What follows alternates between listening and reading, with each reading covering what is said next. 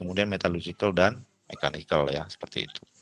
Ini ya komponen atau klasifikasi dari DMS-DMS yang nanti akan Anda coba kuantifikasi lewat proses perhitungan POF tadi, seperti itu. Ya, kurang lebih. Untuk komponen terakhir dari POF itu ada yang namanya manajemen sistem faktor. Ya, saya sampaikan tadi di awal, kurang lebih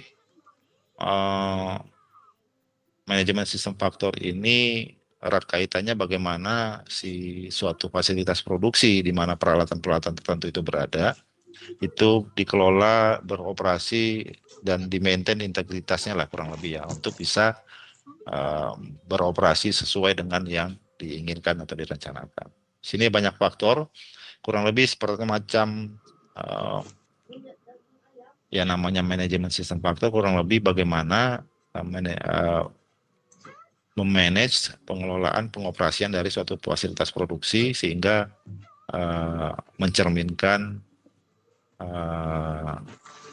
kepastian dari pengoperasian dari peralatan itu ya, kurang lebih seperti itu. Di API 581 itu kurang lebih ada semacam kuesioner yang ditawarkan untuk semacam diakses gitu ya, atau diaudit suatu fasilitas produksi itu terbagi dari beberapa aspek ya, aspek mechanical integrity, site management, management options, kemudian equipment failure investigation, proses safety, dan operating procedure-nya. Ya, namun dalam case Anda, tugas Anda ini, seingat saya nih ya, seingat saya, mudah-mudahan nggak salah, Anda tidak perlu melakukan perhitungan yang rumit. Perhitungan menentukan FMS ini sudah disederhanakan nantinya, artinya lebih sederhana dibanding yang harus dilakukan oleh dari nol gitu ya. Betul ya Mas Dery ya, confirm ya? Iya betul Pak. Ya, untuk FMS. Jadi nanti akan fokus untuk yang POF akan fokus pada perhitungan damage faktornya, kurang lebih seperti itu. Dan komponen terakhir, komponen sisinya ya dari POF, dan ada COF di situ. Saya sampaikan di depan tadi, konteksnya kaitannya sama financial consequence. Jadi ada 5 komponen pengampu di situ. Ada financial components terkait komponen damage, artinya kalau misalnya peralatan kita adalah piping, maka yang konteks kita adalah komponen damage-nya si piping, kurang lebih seperti itu. Kemudian ada financial consequence kaitannya sama komponen atau peralatan lain yang terdampak oleh gagalnya atau failure-nya si piping tadi. Jadi piping A bertetanggaan dengan peralatan lain, misalkan piping yang lain, itu terus dikuantifikasikan dalam bentuk financial consequence surrounding affected equipment lah, kurang lebih bahasanya seperti itu. Yang ketiga, financial production.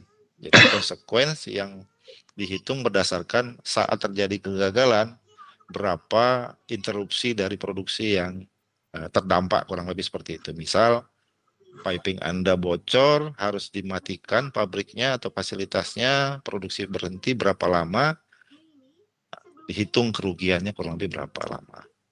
Kalau kaitannya sama financial consequence berikutnya, yaitu konsekuensinya personal injury, ini kaitannya saat terjadi kegagalan, ada event yang berdampak ke keselamatan, khususnya personel yang di sekitarnya, itu juga dikuantifikasi menjadi financial consequence. Misal ada kejadian ledakan, ada korban, ada cedera, misalkan itu dikuantifikasi dalam bentuk finansial, misalkan tunjangan biaya perawatan, biaya recovery, dan seterusnya lah, kurang lebih seperti itu. Dan terakhir, saat terjadi failure, proses atau fluida proses istilahnya keluar dari kalau konteks piping tadi ya, keluar ke lingkungan, khususnya yang cairan, itu akan berdampak ke istilahnya lingkungan atau habitat begitu ya. Ini juga dikuantifikasi dalam bentuk finansial. Nah, hampir mirip dengan yang perhitungan manajemen sistem faktor yang tadi sempat saya sampaikan.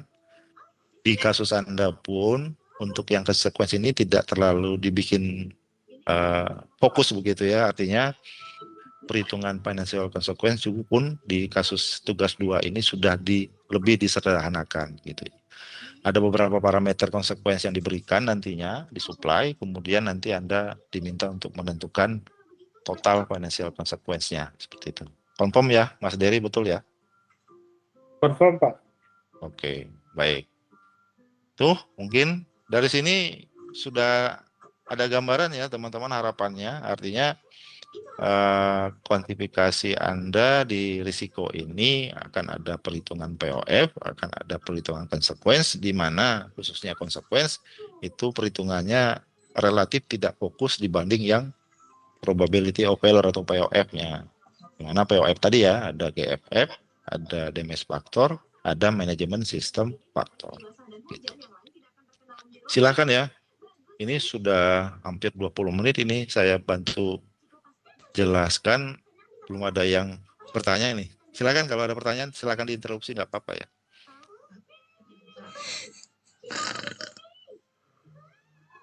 Biasanya Mbak Raisa nih suka nanya nih, kalau pas tugas 1 ya Mbak Raisa. Ada pertanyaan nggak Mbak Raisa nih kira-kira? So far aman, Pak. Aman ya? Oke. Baik, izin ya lanjutin. Jadi kalau bisa saya coba flashback ke persamaan tadi. Jadi saat kita sudah menentukan, ini ya, nilai risiko gitu ya, perkalian antara probability of failure dan consequence of failure-nya. Nah, kemudian kebayang kira-kira ya dari teman-teman tadi angka-angka yang ada ya, misalkan di GFF itu ya, angkanya 10 pangkat min 5 gitu ya. Kemudian damage factor tadi mungkin lupa saya singgung, ada angka-angka kurang lebih ya, angka-angkanya nanti masing-masing damage factor itu di antara 1 sampai mungkin lebih dari 5.000 ya gitu ya. Itu kemudian nanti ada manajemen sistem faktor yang ranging nilainya di mana tadi? Nah ini akan ada di atas 1, satu, kemudian ada yang pas 1, ada yang kurang dari 1 gitu ya. Ini yang nanti akan memodifikasi nilai dari perkalian antara GFF, DF dan manajemen sistem faktor. Oke. Nah, dari situ hasil dari kalkulasi katakanlah nilai POF itu bentuknya akan disebutnya ya numerik ya, kurang lebih seperti itu, angka-angka, kurang lebih nanti angka ya mungkin 10 pangkat min 4, 10 pangkat min 3, atau 10 pangkat min 5, dan seterusnya begitu. Kemudian dari sisi COF, itu angkanya juga ada satuan finansial per tahun, per kejadian gitu ya, dikalikan dengan nilai POF yang kejadian per tahun gitu ya, seperti itu. Nanti kita akan dapat nilai risiko yang unitnya itu dalam bentuk satuan finansial per tahun gitu ya, seperti itu. Nah, akhir dari tugas 2 kita ini nantinya itu dalam bentuk nilai risiko yang akan kita presentasikan ke dalam risk matrix. Sehingga saya ya, yang dipakai betul ya Mas Dery ya, nilai risk matrix yang ada di 581 ya, seperti yang tertera di slide Mas Dery. Iya Pak, betul Pak. Betul ya. Nanti Anda akan punya nilai POF-nya nanti dikategorisasikan dalam numerik, kemudian dikonversikan ke 5 kategori POF ya. Kemudian nanti konsekuensinya dikategorikan menjadi A sampai E gitu ya, dengan range yang Anda hasilkan dari perhitungan. Maka POF-nya berapa, kemudian COF-nya berapa, nanti akan termapping atau terpetakan di dalam risk matrix yang diberikan ini. Gitu ya, seperti itu. Output dari hasil perhitungan kuantifikasi nilai risiko tadi, seperti itu. Namun, ini ada namunnya. Nilai risiko itu tidak hanya sekedar di mapping di dalam sini gitu, di dalam risk matrix ini. Akan ada yang disebut nanti di persoalan Anda atau tugas Anda itu yang namanya risk acceptance criteria atau saya sebut di awal tadi mungkin risiko target atau target risk ya, seperti itu. Nah, target risk ini seingat saya dalam bentuk target risk atau target DF, Pak Mas Dery ya. Seingat saya target risk deh. Nanti Anda diminta untuk breakdown menjadi DF target ya, seperti itu. Nah, setelah dipetakan ada nilai risiko, kemudian kita punya nilai target dari risiko tadi ya, pinpoint saya di sebelumnya, saat nilai risiko yang Anda hitung itu melebihi dari nilai risk target atau target risiko tadi, maka Anda perlu melakukan tindakan mitigasi risiko tertentu. Dalam hal RBI ini, fokus kita adalah di sisi POF-nya melalui mitigasi lewat inspeksi, seperti itu. Itu ya. Nanti di perjalanan kuliah Anda akan menemukan knowledge bahwa si nilai damage factor ini akan sangat ditentukan atau sangat dipengaruhi oleh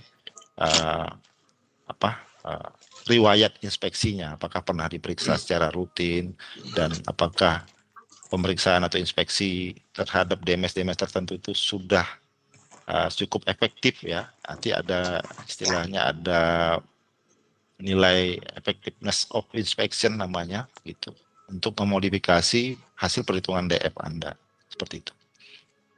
Nah, kembali lagi tadi ya, mappingkan nilai risiko kalkulasi POF Anda di risk matrix, kemudian against dengan risk target tadi, target risiko, untuk kemudian menentukan mitigasi risiko dalam konteks program inspeksi gitu ya, untuk menurunkan nilai POF dalam lewat inspeksi dan harapannya juga keseluruhan nilai risiko itu sendiri, sehingga nilai risiko setelah melakukan tindakan mitigasi lewat inspeksi ini membawa nilai risiko tetap berada di bawah dari target risiko tadi, seperti itu. Gitu. Gimana? Cukup jelas sampai sejauh ini, teman-teman?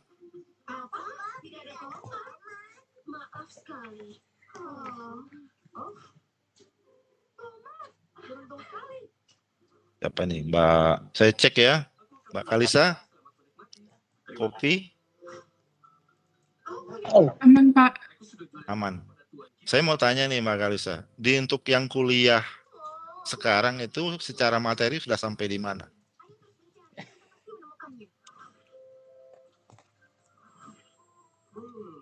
Sebentar, Pak.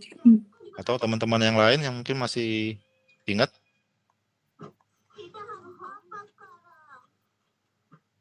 Apakah sudah masuk ke perhitungan POF dan COF atau belum?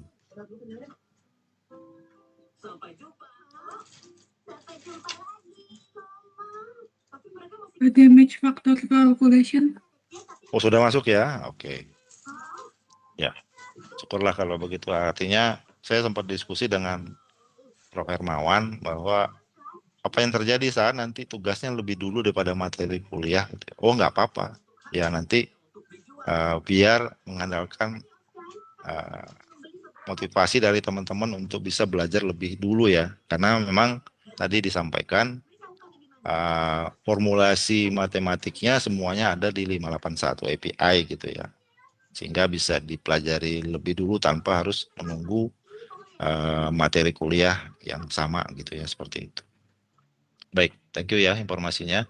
Jadi tadi ya teman-teman, kita sudah hitung si nilai risikonya, kemudian kita against dengan nilai target risikonya, kemudian kita tentukan nanti tindakan mitigasi risiko tadi untuk membawa nilai risiko tadi, harapannya membawa nilai risiko tadi yang melebihi, turun di bawah atau setidaknya tidak melebihi dari target risiko tadi. Nah, dalam kasus asesmen atau perhitungan di RBI, suatu peralatan statik ya, kurang lebih konteksnya mungkin Anda piping nantinya, ada 3 ya, kurang lebih di API 581 itu disebutkan ada 3 kondisi atau case yang akan terjadi begitu ya. nanti teman-teman akan mendapatkan istilah-istilah baru gitu ya. Jadi ada RBI date, ada plan date gitu ya. Kemudian ada tadi sudah sampaikan ada restart date seperti itu. Ya. Untuk kasus yang pertama, ini case-nya kebalik ini harusnya yang ini dulu, tapi nggak apa-apa, ini sengaja mungkin ya ditaruh. Oke, untuk yang pertama gitu ya, saat kita melakukan assessment RBI di suatu peralatan piping, let's say gitu ya, kita kemungkinan pertama itu mendapatkan nilai resiko kita. Ya, bisa dilakukan di sini, nilai resiko kita masih jauh di bawah risk target ini gitu ya. Seperti itu. Jadi saat kita lakukan dapat nilai risiko yang masih di bawah itu, artinya apa tadi? Seperti yang tadi sempat saya sampaikan di depan, tidak ada yang perlu dilakukan dalam konteks manajemen risikonya, begitu ya. Karena nilai risiko masih bisa diterima, artinya masih berada di bawah batas toleransi ini, gitu ya, batas toleransi ini. Gitu.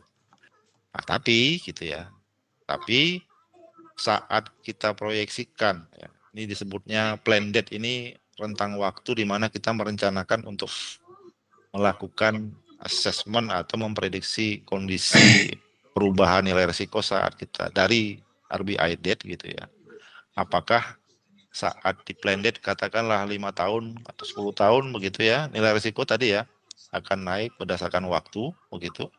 Maka kita akan proyeksikan nilai risiko di plan date itu apakah sudah melewati risk target atau masih di bawah risk target. Dalam hal kondisi yang terlihat di gambar tentunya berarti di plan date ini nilai risiko diproyeksikan naik tapi masih berada di bawah risk target, maka ya lagi-lagi ya tidak ada yang perlu dilakukan dalam konteks manajemen risikonya. Namun ya di code-nya disebutkan ya ada kondisi-kondisi tertentu di suatu peralatan saat memang nilai risikonya masih tidak melebihi nilai risk targetnya, setidaknya ada batas waktu ditentukan untuk melakukan asesmen ulang begitu ya, seperti itu. Oke, ini case yang pertama gitu ya, bahwa biasanya case yang seperti ini itu untuk peralatan yang relatif masih baru gitu ya, artinya damage yang terjadi, mekanisme kerusakan yang terjadi itu relatif masih bisa di-counter oleh desain dari si peralatan tersebut lah, kurang lebih seperti itu. Kemudian masuk ke case yang kedua, teman-teman ya, gitu ya. Saat kita RBI date ya, saat kita melakukan asesmen RBI di titik ini, ternyata nilai risikonya di titik ini sudah melewati garis dari risk target. Artinya nilai risk target sudah terlampaui begitu ya. Nah, dengan kondisi ini, maka tadi ya, mengacu ke statement atau penjelasan sebelumnya, kita dalam manage nilai risiko untuk bisa tetap di bawah batas toleransi risk target, maka kita harus melakukan sesuatu yang disebut risk mitigation tadi gitu ya. Untuk membawa nilai risiko ini turun ke bawah sampai ke angka yang masih di bawah nilai risk target ini. Nah, inilah Anda dalam kasus Anda akan mendapatkan, kalau kasus Anda mendapatkan kondisi seperti ini, maka Anda harus melakukan perencanaan mitigasi risiko dalam bentuk kegiatan inspeksi gitu ya. Metodenya apa ya, kemudian kapan dilakukan dan coveragenya seperti apa. Untuk bisa dikalkulasi ulang saat akan melakukan itu, kurang lebih proyeksinya nanti nilai risiko saat dilakukan inspeksi kapan dan seberapanya gitu ya, effectiveness-nya atau metodenya lah, let's say, itu nanti akan membawa nilai turunnya seperti apa gitu ya. Apakah akan jauh di bawah risk target atau mungkin cukup sedikit di bawah risk target gitu ya, seperti itu. Nah, dalam kondisi kasus ini gitu ya, kapan harus melakukan tindakan mitigasi risiko gitu ya. Ya, seperti terlihat di gambar secara grafik gitu ya. Saat diakses kemudian melebihi, maka saat itu juga istilahnya soon as possible langsung dilakukan tindakan inspeksi gitu ya. Konteks manajemen risiko kurang lebih seperti itu.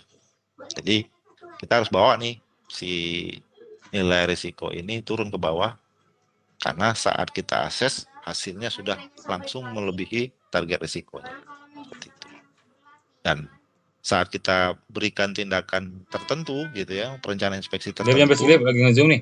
itu akan memberikan pengurangan nilai risiko seharusnya. Kemudian berjalan waktu, kita juga harus lihat di plan date nanti proyeksi nilai risikonya seperti apa. Apakah masih berada di bawah risk target atau mungkin sudah melebihi gitu ya sebelum pada saat plan date seperti itu. Bisa jadi seperti itu. Gitu. Kemudian terakhir kasus yang ketiga gitu ya, yang relatif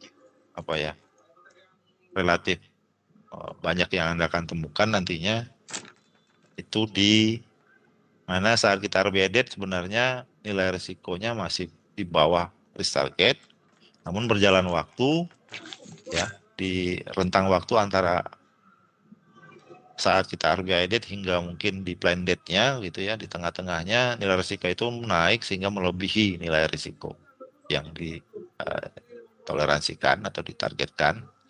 Maka saat menyentuh inilah sebenarnya disebutnya sebagai waktu yang paling efektif untuk melakukan inspeksi begitu ya.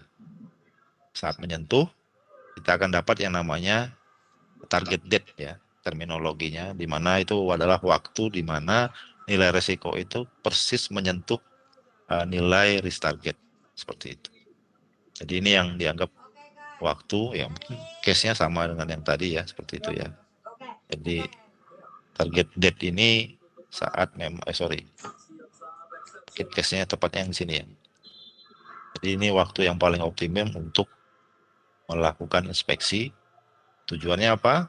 Untuk membawa lagi. Jadi semacam menjaga nilai risiko yang diusahakan tidak pernah melebihi nilai risk targetnya lah, kurang lebih seperti itu.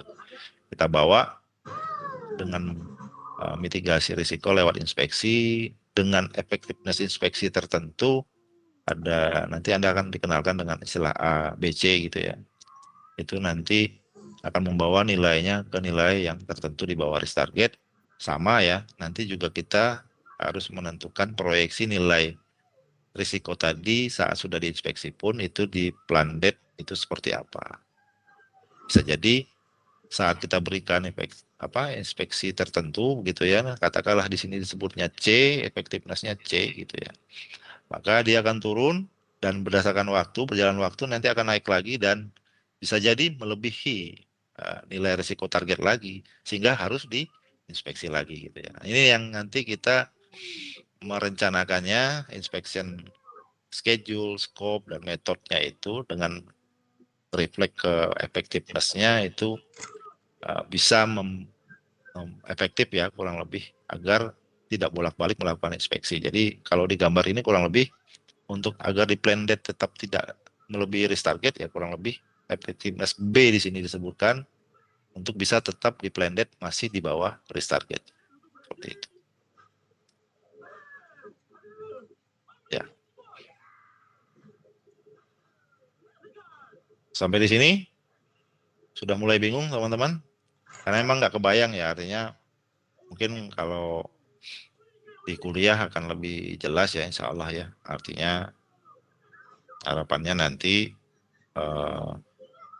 saat kita asistensi ya Anda sudah punya bekal yang cukup cukup ya knowledge di kuliah, kemudian kita diskusi Anda sudah punya bekal lah intinya begitu ya, seperti itu. Jangan sampai maaf tidak dapat di kuliah karena mungkin nggak masuk gitu ya atau nggak terlalu nangkep.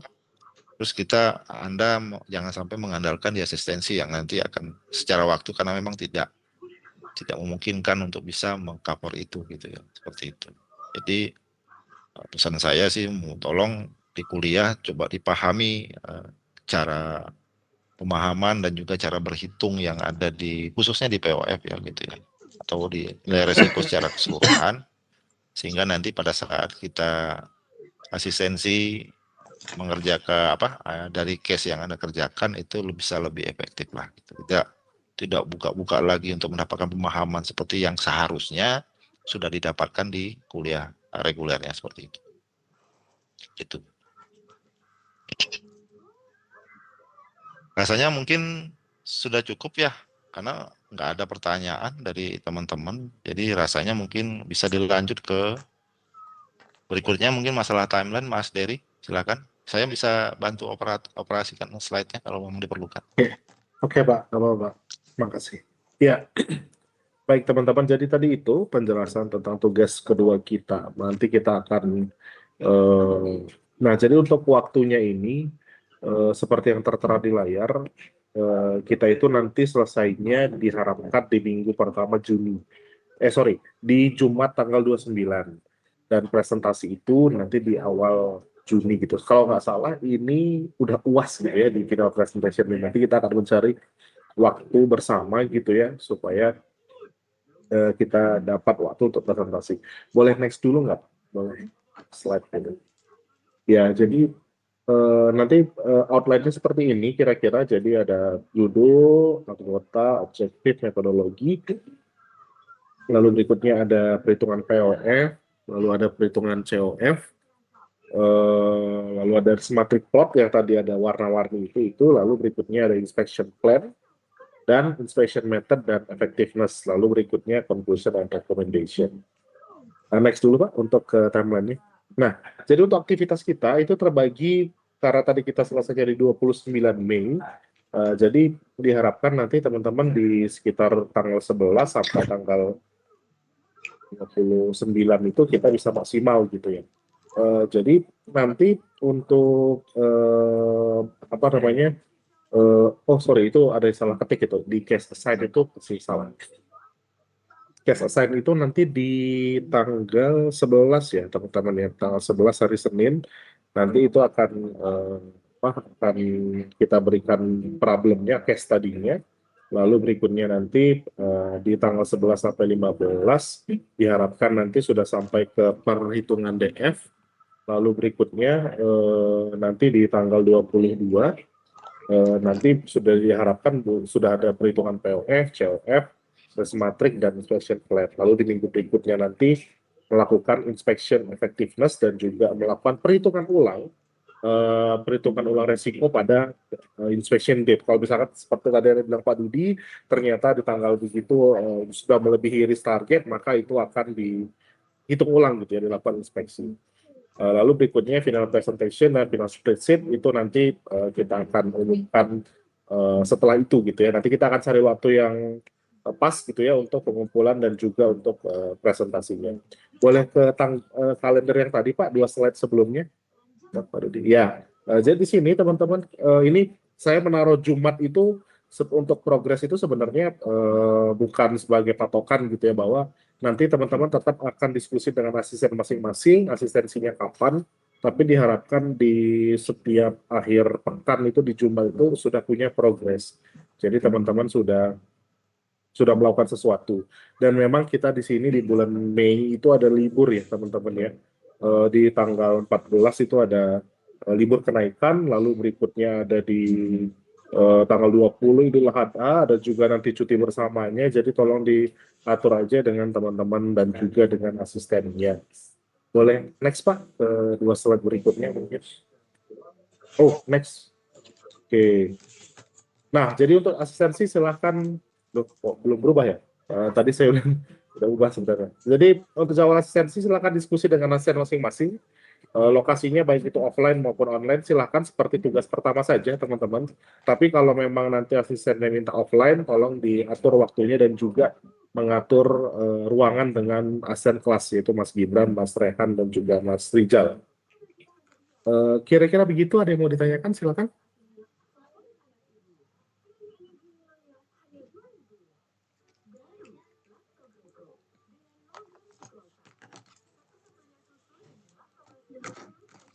Ada yang bisa didiskusikan?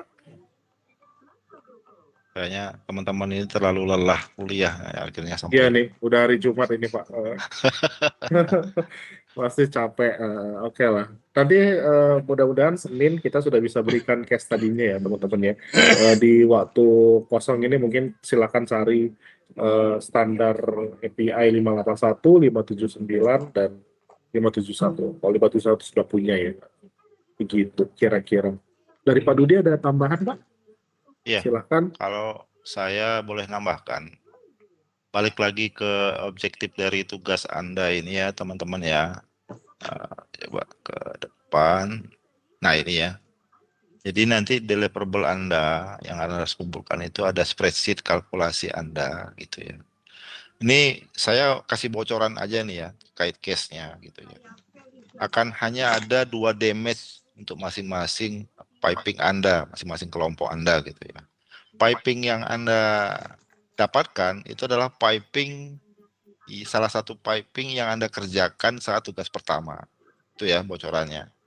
Artinya coba dilihat kembali konteks proses atau kondisi operasi, data-data apapun terkait itu, walaupun tidak akan sama gitu ya, tapi pipingnya sama gitu ya, kondisi lingkungan operasinya sama, tapi parameter atau nilai-nilainya akan berbeda gitu ya, angka-angkanya.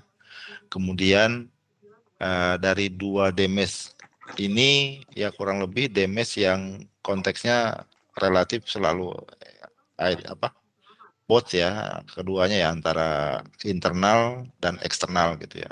Internalnya apa itu yang nanti Anda tunggu saja di tanggal 11 insya Allah.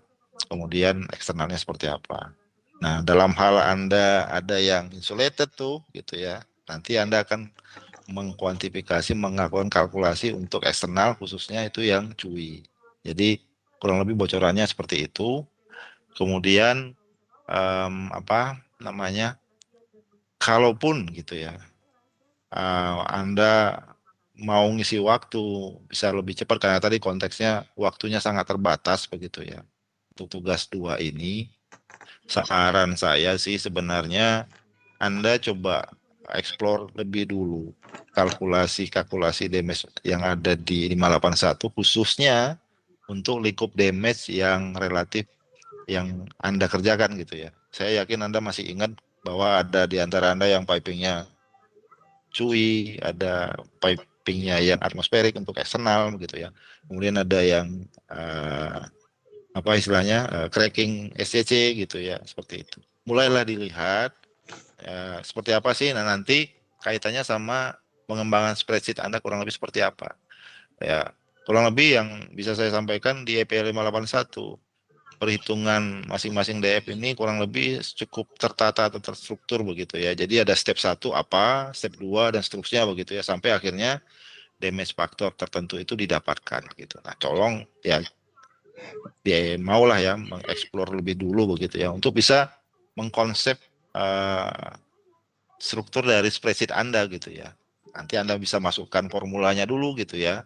Karena nanti once steppingnya sudah established, berikut formulasi kalkulasinya sama algoritma atau alur algoritma perhitungannya, masalah angka-angka semacam thickness, terus waktu gitu ya, itu Anda bisa tinggal inputkan nantinya seperti itu.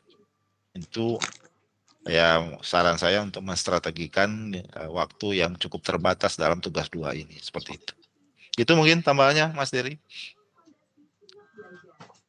Ya, terima kasih Pak Dudi. Ya, jadi gitu ya teman-teman ya. Jadi diharapkan juga nanti Excel-nya itu rapi ya, rapi dan sepertinya teman-teman juga bisa mendevelop Excel itu sebelum eh, ya beriringan dengan tugasnya nanti gitu ya. Dan kalau itu sudah terestablish, maka tinggal masukin angka dan akan keluar hasilnya dan tinggal nanti teman-teman text time dan sama dalam satu kelompok untuk bikin PPT-nya.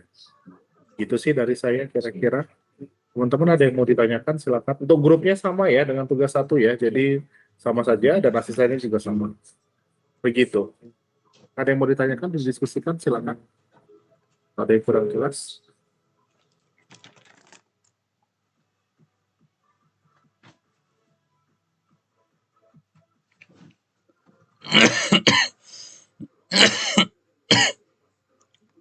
Oke, kalau tidak ada mungkin bisa kita selesaikan Pak Dudi. Eh, ya, oke, Mas Gibran masih di sini nggak ya? Oke, terima kasih teman-teman atas kehadirannya di sosialisasi ini. Nanti Senin mudah-mudahan kami bisa mengirimkan soalnya dan diharapkan nanti teman-teman bisa langsung kerja dengan teman-teman satu kelompoknya dan perhatikan tadi banyak libur. Jadi tolong kita sama-sama kerjasama gitu ya, asistensi dan juga di dalam kelompok nanti mengerjakan ini bersama-sama.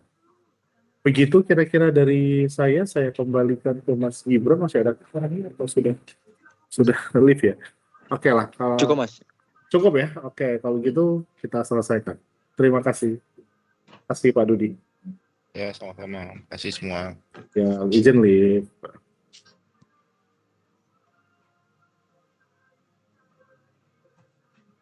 Guna. Terima kasih, Pak.